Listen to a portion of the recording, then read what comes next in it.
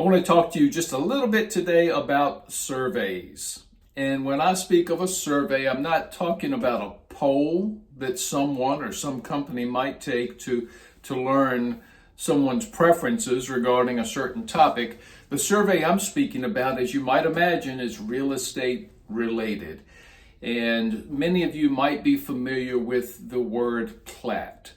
A plat of a property. Oftentimes when we're selling real estate, someone will ask us, hey, do you have a plat of the property? And what they're talking about is the product that is produced when a survey is done, a land survey.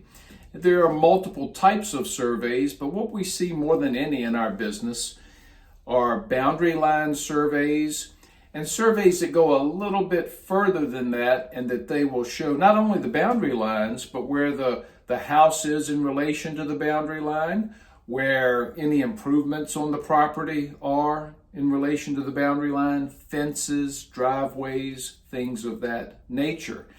It used to be a situation every time we sold a house, a new survey would have to be done to meet title company, title insurance requirements. Not so much the case anymore, but do know this: when you go to buy a property, if the current owner can't give you a survey or a plat that you're comfortable with, you can always get one done.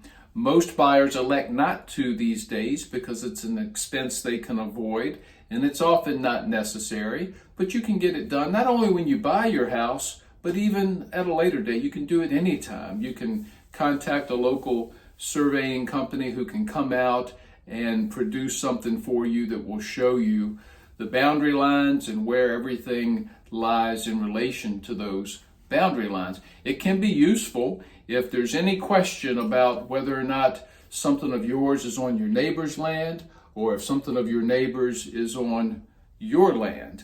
It's good to know that.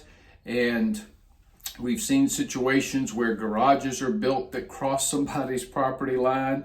That's kind of hard to remedy. Fences oftentimes have been moved. And a concern of the past has been, long enough with someone's fence on your property, long enough with the garage built on your property, it could create a legal claim whereby your neighbor actually has legal rights to your property.